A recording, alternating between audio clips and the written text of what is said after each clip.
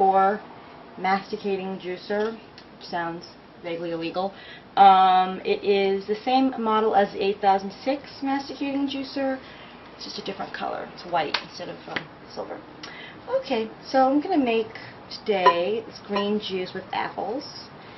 And this is all my ingredients in this bowl here. And to make it, and they're already prepped and cut up, you just turn it on. It makes this kind of noise, which isn't so bad. And you just stick these things in. Here's celery. And then here's some romaine. Good stuff. You just use this little plunger guy. Shove it down. There's a romaine. Now it does a really good job with greens, but you have to alternate like the soft greens with the hard greens or hard anything. So here I'll put an apple in there, and that kind of makes it work better if you alternate between your soft and your hards. Let's see. Another celery. Kind of a duck noise here.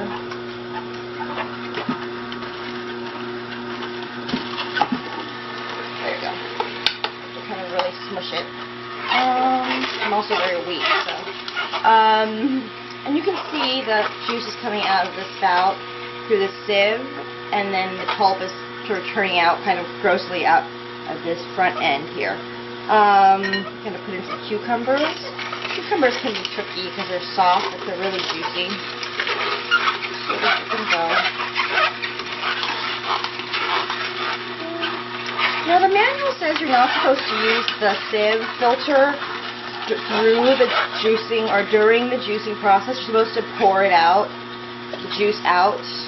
But that just seems really inefficient to me, especially since the sieve so perfectly fits onto this collection basket. So I'll just ignore it and use it during the juicing process. Anyway, so far no problems there. It's actually very quiet. Sounds like, I don't know what it sounds like, but it's much quieter than, you know, a blender or a food processor, I found. That's nice. So here's some spinach. Just put all the soft stuff in, smush it. Here's the apple. You have to cut up your apples into eighths, I recommend. Make sure to take out the core. Some people don't like doing it, but I don't think it's that big of a deal. I mean, I'm pretty lazy, but I mean, you know, still, I don't think it's that much effort to slice up an apple. It makes it easier if you're a juicer and you don't want like the seeds and like stem and gross stuff being pulverized into your juice. Cucumber making a squeaky noise. Just go.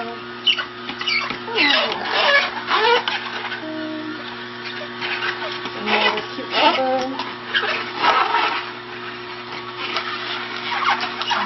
Through some apples. I have some basil and parsley. Oof, a bit of a jam. There we go. You have to be careful not to jam the tube. It's only 1.5 inches in diameter, so sometimes I'm a little bit too zealous shoving things down that tube, so better if you're a little slower. And you can see the collection basket under the sieve is filling up really nicely. This will make about a pint of juice. And what I put in here were 3 celery sticks, about 6 big leaves of romaine, 2 small green apples, a handful of spinach, a little bit of parsley. What else did I put in here? I'm going to put in a lemon. You have to take the peel. I just cut the peel off the lemon, but left a bit of the rind. And you can see this little lemon. It won't fit in the hole, so you have to cut it in half. No big deal. And then sort of nudge it along. we go.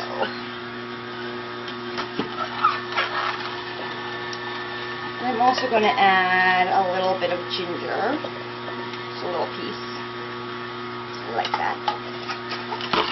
And